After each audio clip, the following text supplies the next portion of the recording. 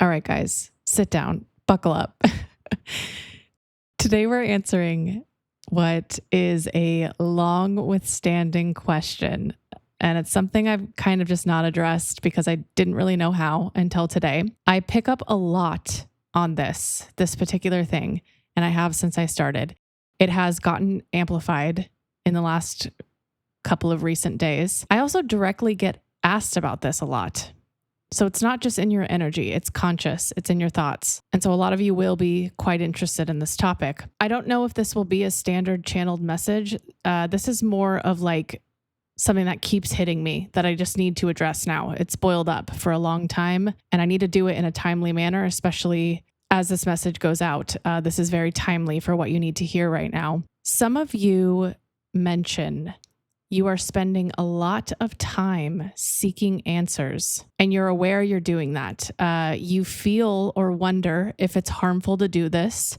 You kind of go back and forth on it. I pick up confusion. I pick up confusion about your direction, and also confusion about the answers you get on your direction. So I'm going to be taking a little bit of a moment to do an explanation video, a very clear explanation video of what is really harmful about watching too much tarot, about watching too much guided messages, and also, interestingly, watching not enough.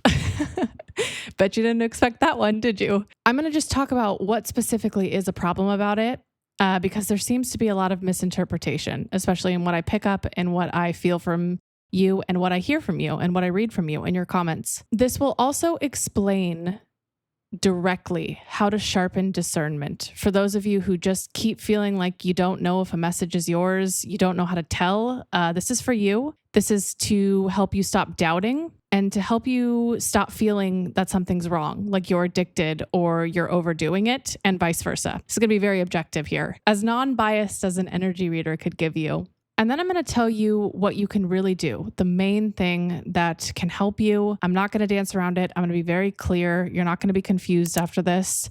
So for two people, really, this is for today, I guess like a spectrum, is if you feel overly reliant, if you feel stuck, if you feel like you're consuming too much guidance messages and then you're more unclear, I'm going to have a very clear answer for you. But this video, interestingly, is also going to be for those who feel fine, feel like nothing's wrong. I have two very specific sides here to clarify. So even if you don't feel you're overdoing it, even if you feel you have no issues discerning, you have no confusion, this might also be for you. And it might be something you're not ready to hear. That side feels a little bit more disruptive to me. So let's talk about what is too much, what is not enough. And I'm going to be as incredibly direct as possible. So get comfy, sit down, and let's get into it. This first part is talking about too much. So can an energy reader like myself tell you precisely what is too much?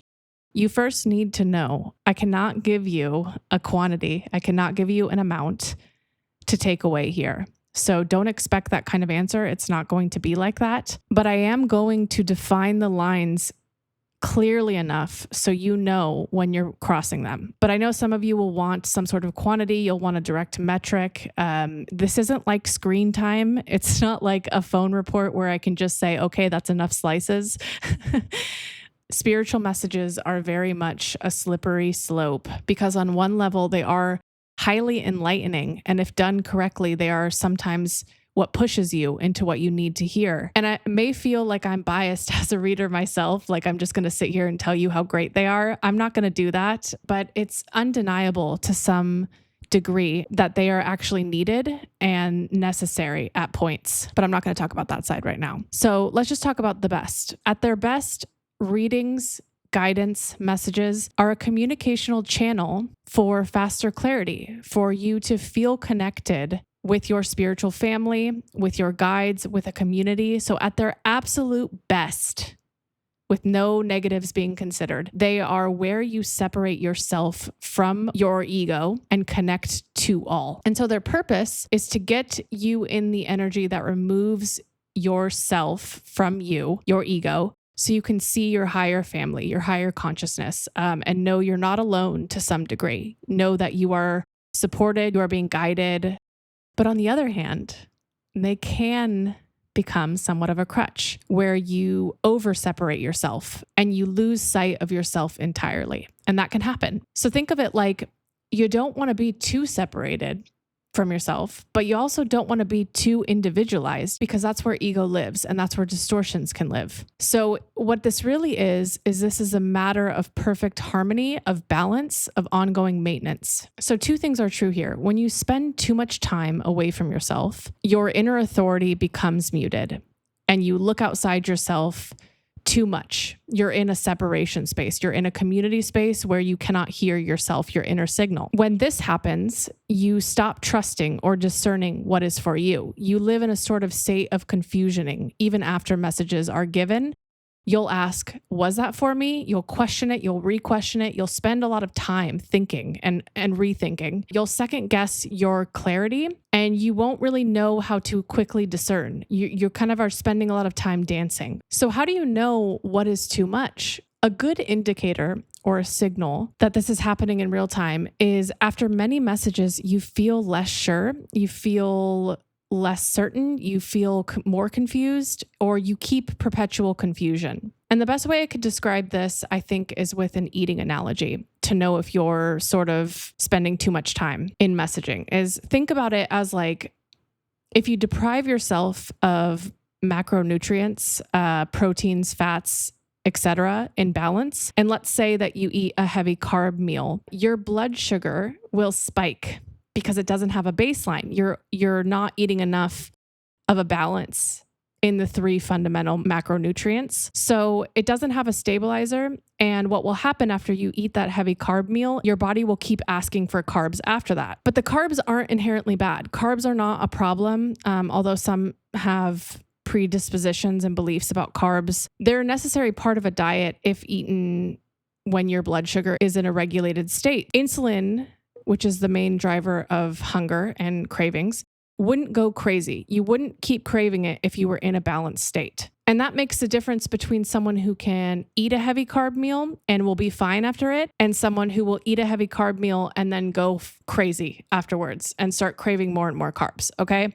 Now, I know I kind of went down this carb path for a while, but the same is true with spiritual messaging. This analogy applies directly. This is why there's no universal answer, because the experience is so widely different based on the baseline of the person. If the person is in harmony, if they are consuming a balanced macronutrient diet, a heavy carb meal is not going to do anything to them. They have equilibrium. So I use this analogy because it fits into what we're saying here. Some people think the answer is to cut messaging out completely and they will do it. And I'm telling you that there's two sides to this coin. There's the too much side, and there's also the side where if you individualize yourself too much and you cut out carbs completely, sometimes connecting through source, various opinions, perspectives is necessary to push you outside of your ego at times. You'll go through cycles where you might need that. If you individualize yourself and you isolate yourself and you don't seek any external guidance, sometimes your ego has more room to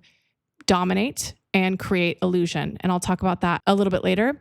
So I'm going to talk about in the next two parts, what happens when you have too much input and what happens and what it looks like when you have not enough input. And both are really important because you won't just be in one side your whole life. You might be balancing between the two. This might require constant maintenance. So just understanding what the signaling looks like when you've gone too far on the other side is an important part of achieving balance in both directions. In this part, I'm going to explain what too much looks like. Too much input, you're listening to too many messages, you're more confused after those messages. Let's talk through what too much looks like and what to do about it very clearly. So first, what does too much look like? Too many messages, too much signal, too much input. It looks like you are having doubts after messaging and while messaging is happening. You struggle to discern what is for you. And then you might struggle to accept it afterwards. You might be just in a confusion state perpetually. So very simply, too much, if you've gone too far into inputs, into messaging, and you're away from yourself, your inner signal, you cannot quickly discern. It will look like very slow discernment. It will look like back and forth for a long time. You hesitate. It's not quick. There's pause, there's confusion, there's hesitation. So now that we know clearly this is about hesitation, this is about pause, this is about back and forth, this is a symptom that your inner voice might be diluted. And so let's talk about when you get into this stage of too much input, what exactly to do to strengthen your inner authority so you can quickly discern and not dance around anymore. The very specific thing you need to do, and it's not easy, but it is important, is you need to build your inner authority so you can consume messaging and not doubt and not hesitate. You're basically establishing a baseline, just like I talked about with eating a balanced macronutrient diet. Your inner authority or your signal is basically determined by one very specific thing, and that is your self-trust. Self-trust is something we actually have a lot of control over, but the problem is it gets so distorted because at a very early age, it becomes confusing. It's very common for even the healthiest of upbringings to create confusion because when you're a baby, when you're a child, you're reliant on someone for your survival. So that instinct carries over for much of your adult life. Even if you had the healthiest early environment, it's going to be a challenge to learn self-trust because, instinctually, we're unlearning what we were taught behaviorally at a very formative age. And so it's the hardest thing to learn, especially if you had a critical or difficult upbringing. It's not something that is just easy for some people and not others. This is very much instinctual. This is very much sometimes people don't even learn how to build self-trust, even if they had the best childhood ever. So let's talk about how you strengthen it. How do you strengthen the signal so you can discern quickly? I want you to think about how trust is broken for you with another person, because this will tell you exactly what to do to strengthen it. When your trust is broken, it basically looks like someone goes against what they say and they show us this behavior that cannot be trusted. You cannot trust that they will do the right thing. You cannot trust that they have a good internal baseline. And so inner trust with yourself and your voice comes from something very similar. To gain trust in another person is through behaviors where you see them essentially overcoming things and you trust that their decisions and behaviors are someone with an ability, with a competence. They're showing you an outcome. They're showing you, I built this. I had resilience. Their words and behaviors are demonstrating that success to you. So you view them as someone you can trust. If you've heard the saying, I wouldn't take advice from someone whose life I wouldn't trade places with, that's what we're talking about here, is they are showing you that they were resilient, that they built something, and that they have enough competence to be trusted. And so what does that mean? That means that self-trust is built through grit. It is built through resilience in difficult times. You trust someone who shows you and demonstrates that they can build themselves and build something and show you that outcome. And the same is true for you. It's interesting because if someone, yields a negative or misrepresents themselves and their success, that's exactly how trust is broken, right? Is through lying, misrepresentation. And so the simplest answer I can give you here, how do I build self-trust? How do I discern quickly? Is it looks like resilience. The direct answer to this question is the best way to build self-trust and inner authority is to show yourself over and over again that you can do a hard and scary thing and you can complete it and you can have an outcome. And so that may sound simple, but that's really not. It looks like taking risks that scare you, that you deeply want but feel you can't do. You don't have to come out on top with amazing success and prove yourself. It's just that you're showing that you can get through things that are difficult, that are scary, and you could do it by yourself. And it doesn't have to be showing yourself an amazing outcome. It's just showing that you can complete it, that you have an outcome at all. And this strengthens your inner authority because it strengthens your self-trust. And so let's give a good example. Let's ground this here because we're talking about a lot of buzzwords. Let's say you move somewhere completely alone. You experience the intense loneliness and isolation, and you move through that alone. And that is one of the best ways to sort of force inner trust. Maybe a lot of you have this experience already. This is a very common one that builds a groundwork, an energy baseline. You went through that entire experience and you built some sort of trust. Okay, I can do this. I didn't, become wildly successful, but I did it and I'm still here. I'm still alive. I'm still breathing. And you tell yourself, okay, that was fucking hard. But I can hold myself even in the hardest times and get through it and be okay. And that is what strengthens your discernment right there, is because you built a reference point of, I did the hard thing. I was okay during the hard thing. And that is your outcome. It doesn't have to be success. Just that you were okay and you did it and you move forward. This is more being brave. This is more moving when you're scared, facing your fears head on, alone. And even if imperfectly you have some sort of tangible thing like, okay, I survived, that reflection, that benchmark, that reference is what strengthens how you see yourself, what strengthens resilience. And so over time, establishing this level of trust in yourself is really how you build discernment, is really how you begin to take external messaging and quickly decide, okay, this is for me, this isn't for me. And this isn't a one-time and done thing. It requires you to kind of constantly be up leveling, especially if you want to grow your self-trust. You could essentially, have moved 30 years ago, but if you never did another brave thing after that, that's your only reference point that you have for your trust. And so it doesn't go away. It doesn't disappear after you stop doing things, but you didn't grow that level. So the more brave and scary things that you do, that you show yourself outcomes for, the more you build your discernment, the more you build your self-trust. You need those points of reference. If you want to have a very strong, unwavering self-trust and authority, it takes a lot of different reference points. It takes building those reference points, not just one and done. And so this energy that we need to take into readings, it should really be strong. It should really be quickly knowing if something is meant for us. And that's built through continuously watching ourselves do hard things and be okay. We're building reference points that we can energetically move back to and say, I have inner authority. Look at what I did. And over time, that gives us a strong internal compass. We don't doubt ourselves. We don't doubt our internal knowing. And that is how we begin to start approaching these messages from a place of a strong baseline, of a strong balanced baseline. And so in the next part, I'm going to talk about what not enough is. And that's just as important. You might get there eventually if you build too strong of an internal signal. So be sure to listen to all parts. I feel I have to explain not enough a little bit more because there's a lot of confusion with this one, and this one is a little bit more disruptive than the last one. I think a lot might disagree with me here, especially if you get to a place where you're have a lot of inner authority. You might slowly stray from community.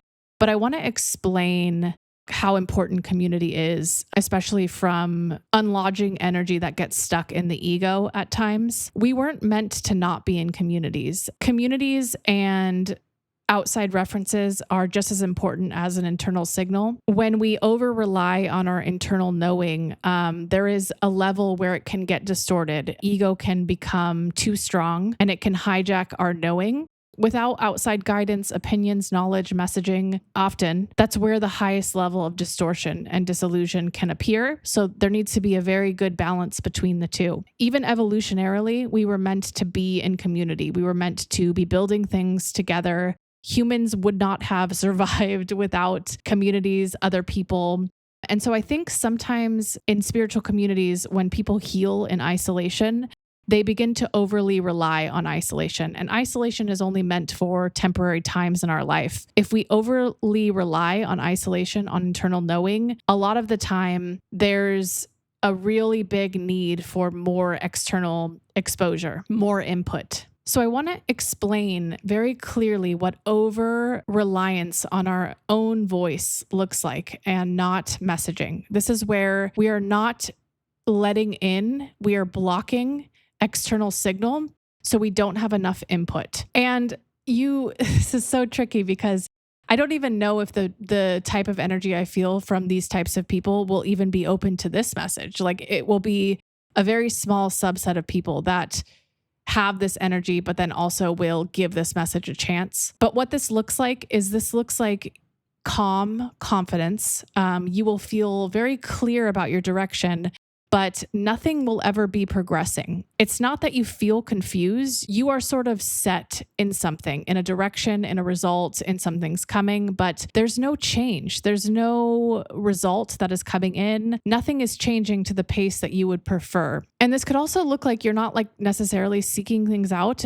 You feel confident. You already know what's coming, but you haven't had a moment of, okay, that shifted for me and things have changed. And you haven't had that moment in a while. And this can kind of show a stuck energy in a sense where there's not enough external pushing for you. There's not enough potential to bring you back to community, bring you back to external signaling. So these types of people could benefit largely from more messaging, from more external input that challenges them, that makes them uncomfortable enough to stop reinforcing the same perspective that is keeping them stuck. And the disruptive part of that is there's something in your energy that is too attached to ego that needs to be dislodged from an energy standpoint. And that takes a disruptive message, an external thing that makes them uncomfortable. These are very important, especially as you get higher into consciousness. You might require more external shifting, more dislodging, because the ego is hard to maintain.